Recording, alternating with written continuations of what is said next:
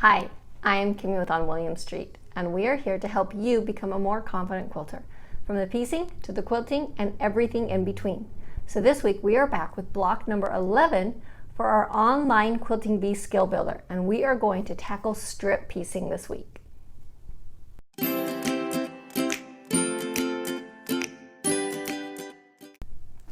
So with strip piecing, what we're talking about is when you're going to go ahead and we're going to sew strips of fabric together, and then we're going to cut them out into pieces and sew them into our block. So we're going to work on a star block, and we're going to actually do diamonds out of our strips. This is a really easy way to get those diamonds sewn together without dealing with a lot of bias edges and without dealing with a lot of funky cuts. So that's the method that we're going to use today. So the pieces that you're going to need, or we are going to need, our white background, and we need 4 squares at 4 5/8 of an inch, and then we're going to need 4 squares at 6 1/8 of an inch.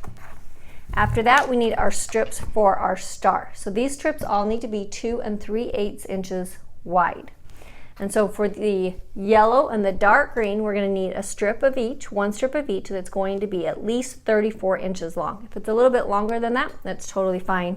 We're going to be cutting the pieces out later, but we want to make sure they're at least 34 inches. And then out of our light green, our yellow, and our gray, with the light green, we're going to need 2 strips at 17 inches, and they do need to be cut apart because they're for 2 different color combinations. So 2 strips at least 17 inches, and then 1 strip of white and 1 strip of our gray, also at 17 inches. And remember, those are all 2 3/8 inches wide. All right, so now for first thing we're going to do is we're going to take all of our white squares. We're going to just cut them in half on the diagonal. And these are going to be used for our background sections. And by doing it this way, we're going to be able to avoid having to do Y seams again.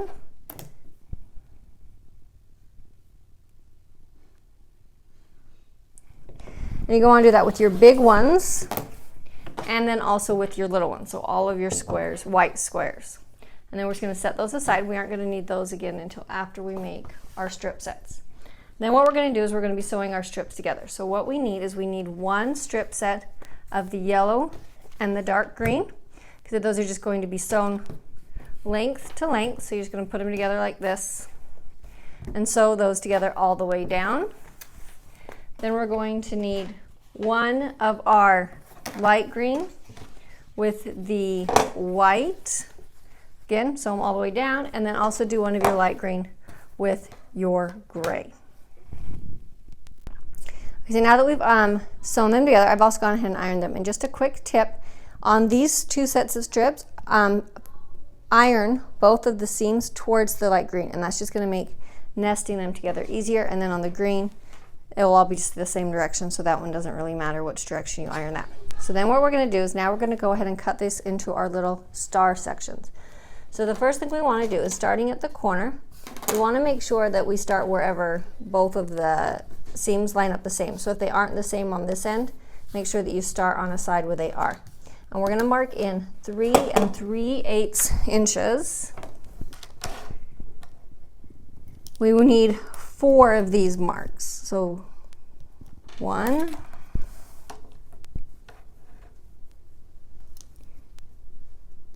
2,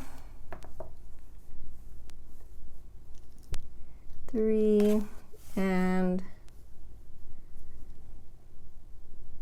4. So now we're ready to go ahead and cut our shapes out, our diamonds out. So first thing we're going to do is we're going to go ahead and line it up so that the corner on my cutting mat, I have this 45-degree angle line. So I'm going to line it up so that I have a straight line on both sides, and then put the corner of it right on that 45-degree angle line. And then you're just going to go ahead and use your ruler, make sure it stays where it's supposed to, across the 45-degree angle line and make a cut. If you don't have lines on your cutting mat, I'm going to show you how to use your ruler here in just a second. Do the same thing. This one is a little bit easier because you can use a little bit of a smaller ruler and not finagling a great big ruler around. So if you have the lines on the cutting mat, it might be a good option for you. Like I said, if you don't, on our ruler we're also going to have our 45-degree angle line, and you're going to line that up across the top, and then put the bottom of your ruler needs to cross the bottom of the piece right where you have that 3 3/8 inch mark. And then you just go ahead and cut that out. So then set that one aside. And then if we're using the cutting mat, it's just going to scoot it down so I have the straight line along the bottom. My mark is right on that 45-degree line, so that I can just line it right up on that. Cut, and you need 4 sets of these.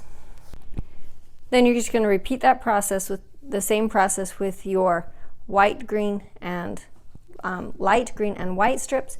And then remember you need 4, and then on the longer dark green and yellow strip, we're going to need 8 sections cut out of that one.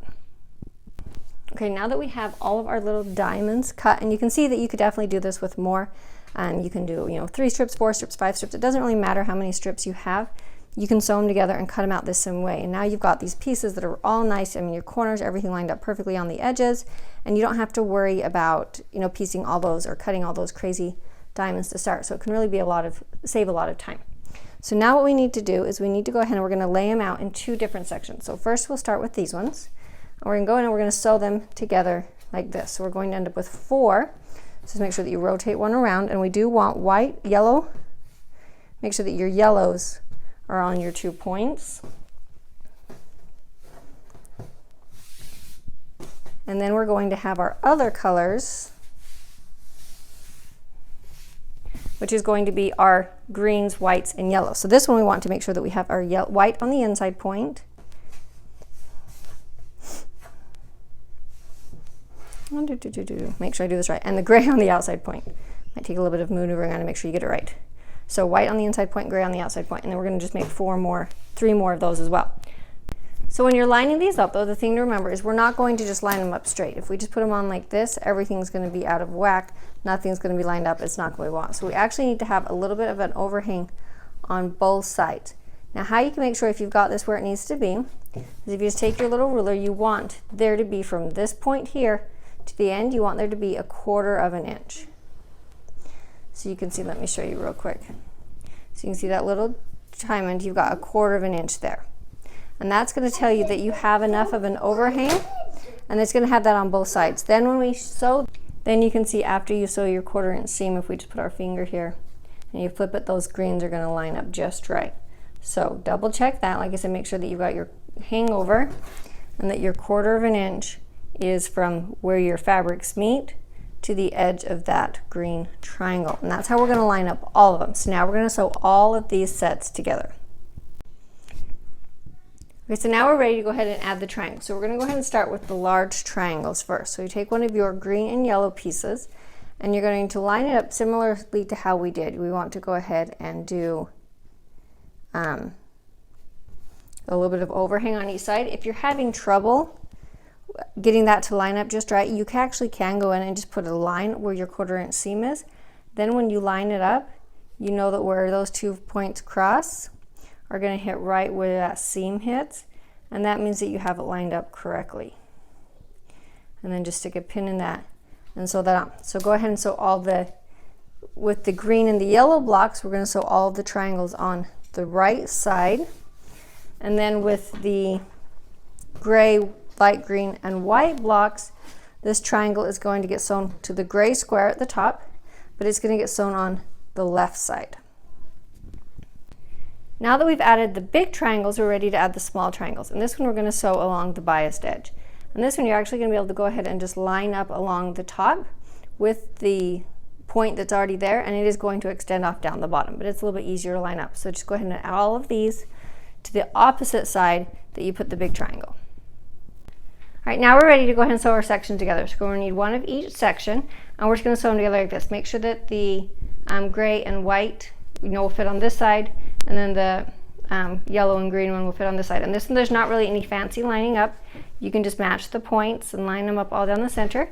You just want to make sure that you're really paying attention to this center seam here, and you have those 2 whites perfectly lined up next to each other so that we get that point that we want to in the middle. So use a couple pins and get that stuck together, and then go ahead and sew your 4 different sections together.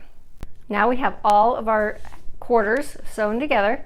So I will note really quick that I did iron these open, as opposed to the side, and that's just going to help reduce some of the bulk. There's going to be a lot going on down here in the point when we get them all sewn together, so that's just to help reduce some of that as you sew those together. So now we're just going to go ahead and sew the 4 quadrants together. So we have the top 2, then we're going to sew them to the bottom 2, and then we'll sew all of those sections together. And your block is all done, and can you believe that this is the second to the last block? We are just about ready to put this quilt together. A couple of quick tips: if you are having a hard time getting it to lay flat, there's a lot of bias edges going on in this quilt. So make sure that you're pressing and not, pushing and ironing, but you could also use a little bit of starch, and that's going to help get everything to lay nice and flat, especially at the end.